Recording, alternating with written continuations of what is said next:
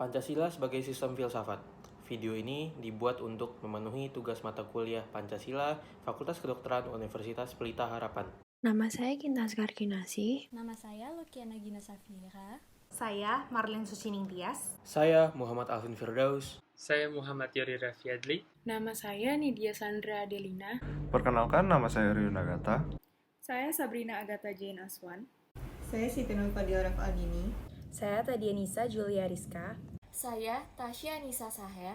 Nama saya Verena Sania Zohara. Nama saya Yunia Tasya Salsabila. Pancasila. 1. Ketuhanan yang Maha Esa. 2. Kemanusiaan yang adil dan beradab. 3. Persatuan Indonesia. 4. Kerakyatan yang dipimpin oleh hikmat kebijaksanaan dalam permusyawaratan perwakilan. 5. Keadilan sosial bagi seluruh rakyat Indonesia.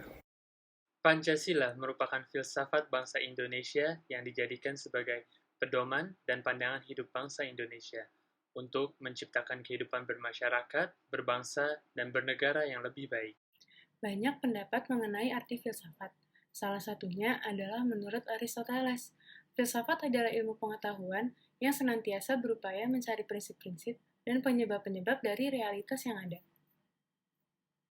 Pada Pancasila terdapat nilai-nilai yang diyakini sebagai kebenaran, keadilan, kebaikan, dan kebijaksanaan.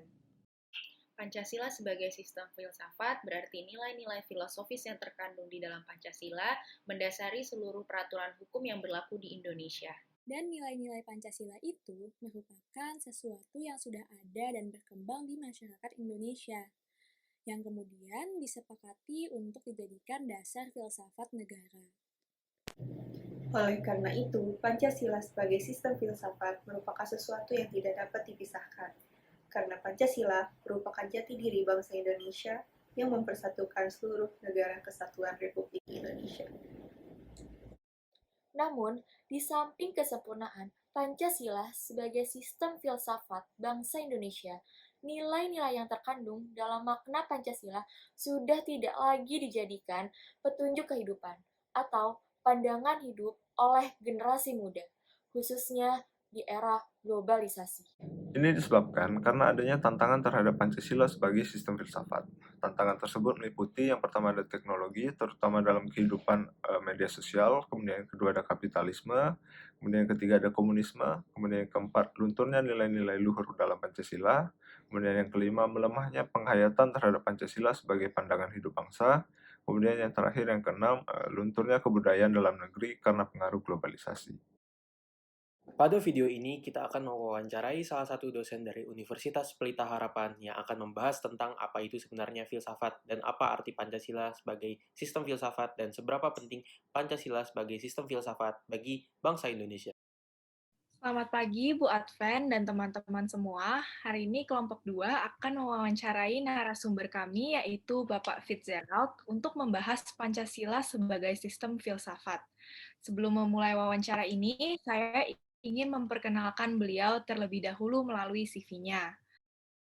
Beliau dikenal sebagai Bapak Fitzgerald dan beliau menempuh jenjang pendidikannya di Sekolah Tinggi Filsafat pada tahun 2006, lanjut S3 di Johann Wolfgang Goethe University pada tahun 2014.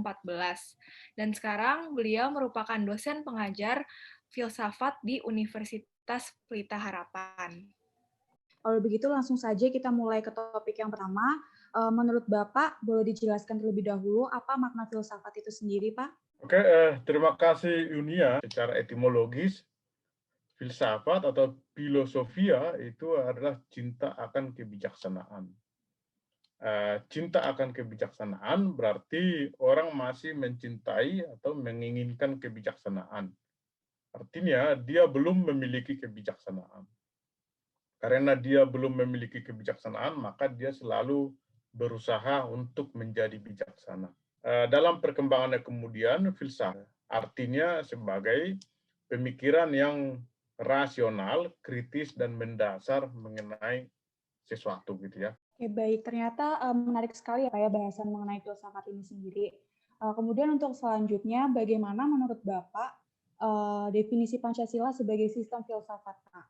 dalam Pancasila itu terkandung pemikiran-pemikiran yang mendasar, ya, itu yakni mengenai ketuhanan, mengenai kemanusiaan, mengenai negara, mengenai politik, gitu ya, dan mengenai keadilan. Disebut sebagai sebuah sistem filsafat berarti bahwa butir-butir atau sila-sila dari Pancasila itu saling terkait satu sama lain. Ya. Dikembangkan sedemikian rupa sehingga kelima-limanya itu berkembang, saling terkait, dan dengan demikian apa yang diidealkan dalam Pancasila bisa tercapai.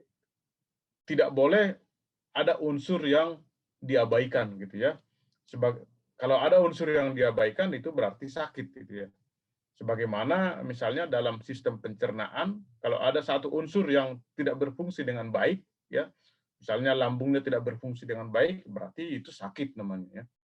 Oke, baik Pak. Kalau gitu coba kita masuk ke pertanyaan selanjutnya ya. Jadi kalau misalnya menurut pandangan Bapak, bagaimanakah penerapan Pancasila sebagai sistem filsafat pada generasi muda saat ini? Pancasila itu adalah sebuah nilai yang ideal, ya. Nilai yang ideal, ya. Karena itu basis konteks kehidupan generasi muda saat ini, di mana ada banyak tantangan, memang tidak mudah untuk katakanlah melakukan, ya, atau mempraktekkan, ya, atau menghayati Pancasila, ya. Karena generasi muda sekarang itu hidup dalam sebuah era di mana perkembangan zaman atau berbagai hal yang terjadi itu cenderung tidak bersahabat dengan apa yang diidealkan dalam Pancasila. Jadi kalau ditanyakan bagaimana Pancasila dalam generasi muda saat ini, memang tidak cukup mudah untuk membuat agar generasi muda mampu dan mau untuk mempelajari, menghayati, dan mempraktekkan nilai-nilai atau sila-sila Pancasila dalam kehidupan sehari-hari. Itu karena tantangannya relatif besar, ya, berbeda dengan generasi-generasi sebelumnya, ketika tantangan zaman belum sebesar sekarang. Oke Pak, benar banget sih yang Bapak sampaikan, memang sangat relevan dengan kondisi sekarang ini. Kalau begitu Pak, mungkin Bapak ada tips atau ada aksi nyata yang Bapak bisa share ke kita mengenai bagaimana cara kami, terutama generasi muda saat ini, untuk merealisasikan Pancasila sebagai sistem filsafat dalam kehidupan kita sehari-hari, Pak.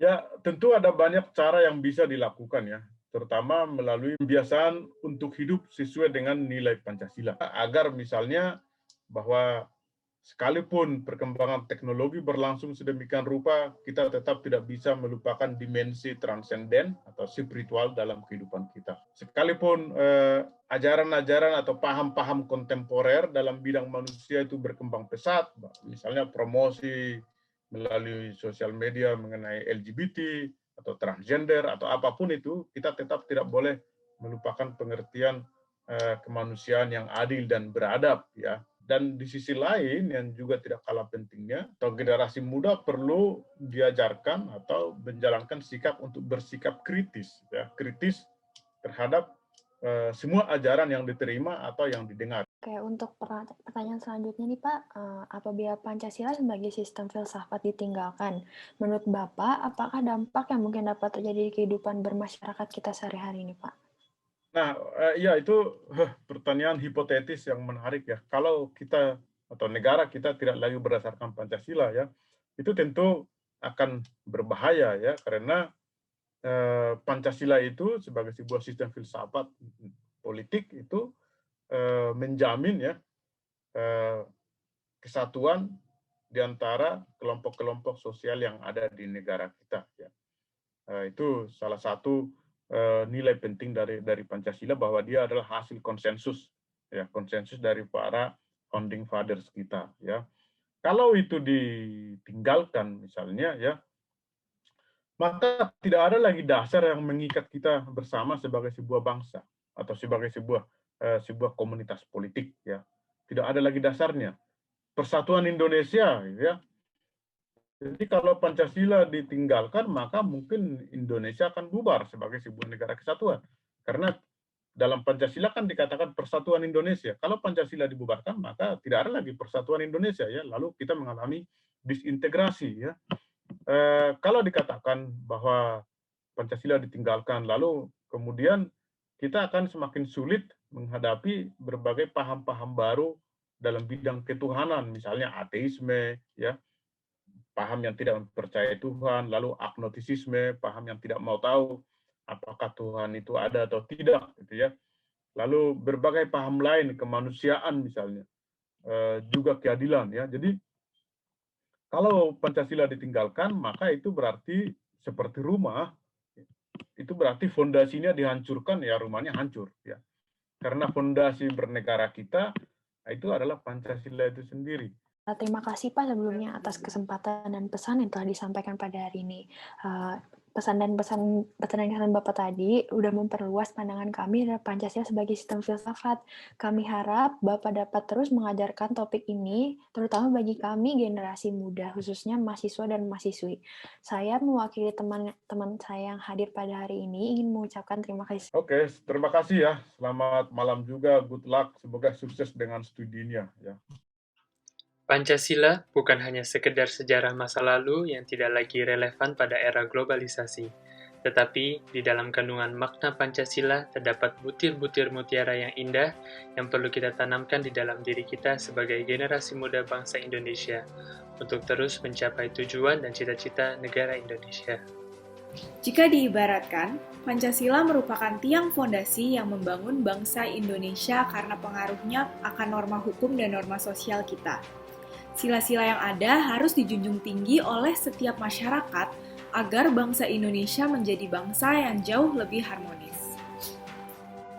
Cita-cita persatuan Indonesia itu bukan omong kosong, tetapi benar-benar didukung oleh kekuatan-kekuatan yang timbul pada akar sejarah bangsa kita sendiri. Penting sekali memahami nilai-nilai yang terkandung dalam Pancasila, karena ini merupakan pedoman dalam kehidupan sehari-hari agar menjadi warga negara Indonesia yang baik. Setiap sila Pancasila haruslah tercermin dengan baik dalam setiap pribadi masyarakat, karena sejatinya Pancasila merupakan jati diri bangsa Indonesia yang tidak boleh pudar, apalagi menghilang. Kedudukan Pancasila dalam kehidupan sehari-hari akan terus tumbuh, hidup, dan berkembang. Pancasila mengikat kita sebagai bangsa. Sila-sila Pancasila saling berkaitan dan harus terus dikembangkan supaya tujuan bersama dapat tercapai.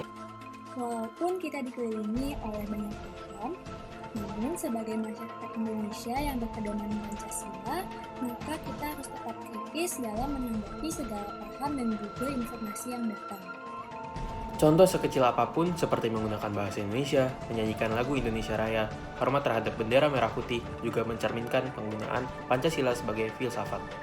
Pancasila sebagai suatu sistem filsafat berarti merupakan sistem yang dinamis yang dapat dijadikan dasar dalam mengambil suatu keputusan. Pancasila sebagai filsafat berarti suatu kesatuan yang saling berhubungan untuk mewujudkan satu tujuan, yaitu Indonesia yang maju dan bersatu. Pancasila sebagai filsafat berarti pedoman untuk menjadi generasi muda yang menjunjung tinggi jiwa nasionalis. Jangan lupakan identitas kita sebagai warga negara Indonesia.